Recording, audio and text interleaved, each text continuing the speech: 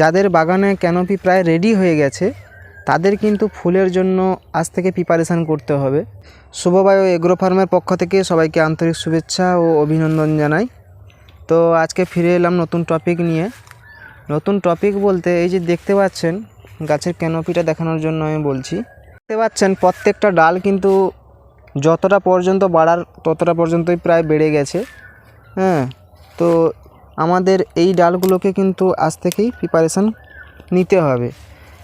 আর যাদের কুশিগুলো বা ডালগুলো ঠিক হয়ে আছে, অর্থাৎ দেখুন এটা ঠিক যেন লম্বা হবে এক হাতে থেকে একটু বেশি, আর আগের যে ডালগুলো দেখিয়েছিলাম সেগুলো দু হাতের থেকে কিন্তু বেশি। তো যাদের কুশিগুলো এরকম আছে, অর্থাৎ এখনও গ্রোথ পাওয়ারে আছে কিন্তু গ্রোথের দরকার, তাদের কিন্তু পরিচর্যাটা আলাদা হবে, তাদের ফুল আসতে কিন্তু আরও দেরি হবে। ঠিক করে খেয়াল করে দেখুন প্রত্যেকটা ডাল আমি দেখাচ্ছি। তো আপনাদের কিন্তু গাছে তাড়াতাড়ি ফুল আনার একটাই কৌশল। ফার্স্ট যেটা দরকার সেটা হচ্ছে গাছে কোনো ছোট্ট কুশি রাখা যাবে না, এবং গাছে যত কুশি এই সময় বের হবে এগুলোকে কিন্তু আপনাকে সব সময়ের জন্য রিমুভ করে রাখতে হবে। প্রত্যেকটা কুশিকে এরকম করে আপনাকে রিমুভ করে রাখতে হবে একদম প্রথম থেকেই, মানে শুরু থেকেই, যখন থেকেই এরকম কুশি বের হবে এগুলোকে আপনাকে ভেঙে ফেলতে হবে। এটা দেখতে পাচ্ছেন এটা হচ্ছে আমার তাইওয়ান পিঙ্ক ভ্যারাইটি। তো এটা প্রায় 14 থেকে 15 মাস বয়সের গাছ। গাছে আমাদের সেকেন্ড যে কাজটা করতে হবে, এই সময় আমাদের গাছে পটাশযুক্ত খাবার গাছকে প্রদান করতে হবে। গোড়াতে যখন আপনারা হাড় খাবার দেবেন তার সঙ্গে কিন্তু এই সময় পটাশটা একটু ব্যবহার করবেন। এই সময় হাড় খাবার বলতে নাইট্রোজেন আপনাকে ট্রেস করতে হবে, নাইট্রোজেনযুক্ত যে খাবারগুলো ওগুলোকে আপনাকে বন্ধ করতে হবে, অর্থাৎ সরিষার পিঁড়ি এটা আপনাকে অফ করতে হবে এই সময়। যাদের ক্যানোপি ঠিক এই রকম হয়ে গেছে তাদের ক্ষেত্রে আমি বলছি, যাদের গাছ ঠিক এই পর্যায়ে রয়েছে তাদের কিন্তু নয়, তারা নাইট্রোজেনযুক্ত খাবার এখনও মার্চ মাস পর্যন্ত চালিয়ে যেতে পারে। মার্চ মাসের ঠিক 10 থেকে 15 তারিখ পর্যন্ত এই ডালগুলোকে আপনাকে নাইট্রোজেনযুক্ত খাবার আপনি দিতে পারেন। খাবারটা কি হবে না, হাড়সার, শিংকুচি এবং তার সঙ্গে দেবেন পটাশ, যেটা অর্গানিক পটাশ যেটা বাজারে পাওয়া যায়, এটা আপনারা নেবেন। তো এইটা আপনারা গাছকে প্রদান করতে পারেন। এইটা প্রদান করলে কি হবে, হাড়সার এবং শিংকুচিতে কি হয়, এগুলোতে ফসফরাসের মাত্রা আছে, ক্যালসিয়ামের মাত্রা আছে, এবং পটাশে যেটা হয় এই যে ডালটাকে এটাকে কিন্তু এটা এমনিতে শক্ত হয়ে গেছে, তো এটাকে আরও হাড় করবে এবং শক্ত করবে, এবং এই কাঁটাগুলোকে কিন্তু ফুলের জন্য রেডি করবে, এই কাঁটাগুলোকে কিন্তু ফুলের জন্য রেডি করবে। ঠিক আছে, পটাশের যেটা এই সময় মাত্রাটা একটু বাড়িয়ে নিতে হবে। যাদের ক্যানোপি এরকম তৈরি হয়ে গেছে, দেখা গেছে যে এরকম ক্যানোপি হয়েছে তার উপর থেকে আবার কুশি বেরোচ্ছে যেটা হচ্ছে গ্রোথ পাওয়ারে আছে, তো এটা কিন্তু করলে চলবে না, হয় এটাকে রিমুভ করতে হবে, না হলে কি এর গ্রোথটা নিতে হবে। অর্গানিকের সঙ্গে রাসায়নিক করে, অর্থাৎ স্প্রে আকারে যেগুলো ব্যবহার করে থাকে সেটা হচ্ছে NPK 0050। NPK 0050 কিন্তু ওটা অর্গানিকে পড়ে না।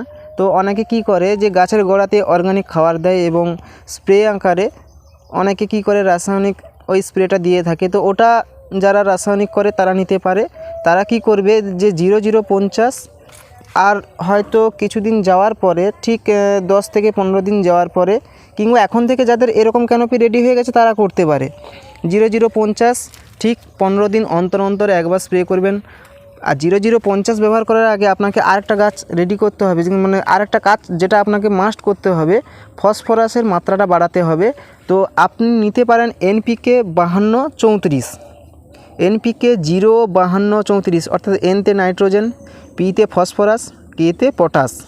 তাহলে আপনাকে নিতে হবে N-তে যেহেতু 0 তাহলে নাইট্রোজেন নেই, তাহলে NPK 05234।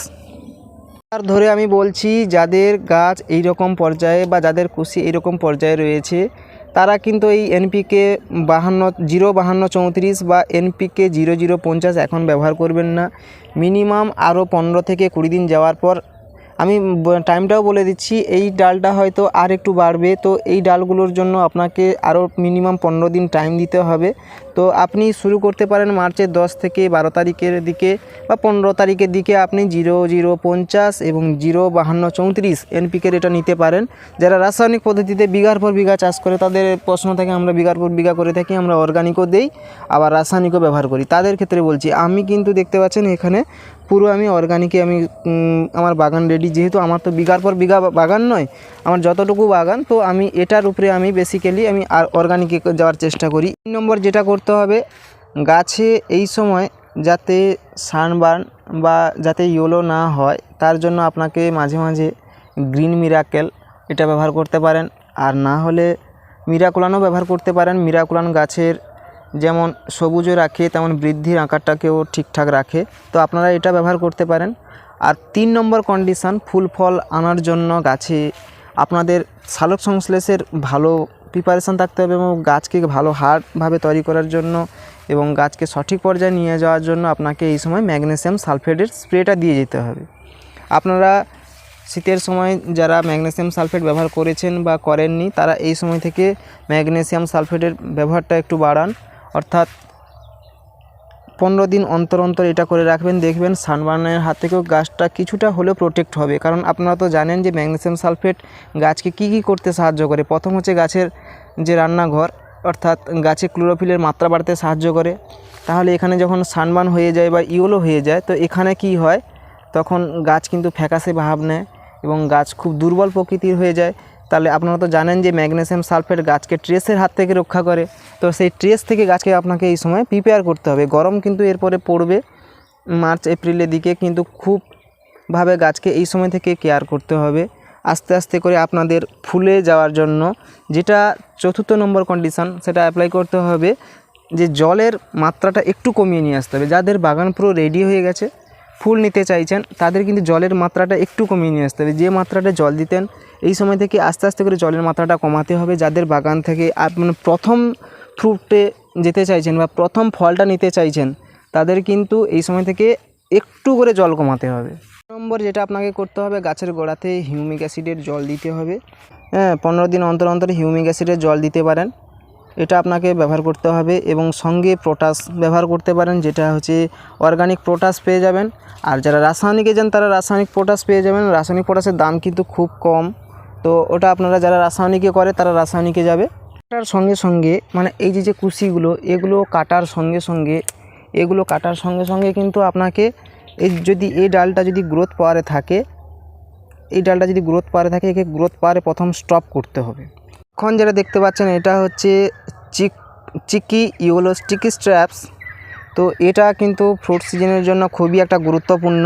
থ্রিপস, চুষি পোকা এবং সাদা মাছি, যেটাকে হোয়াইট ফ্লাই বলে, তো এখানে কিন্তু সব দেখতে পাচ্ছেন কীভাবে মারা গেছে। তো এখানে প্রথম এটার কাজ কি না, এখানে যে একটা আঠা রয়েছে, এই আঠার মাধ্যমে পোকাটা জাস্ট এসে বসলেই ও কিন্তু আর উঠতে পারে না এখান থেকে।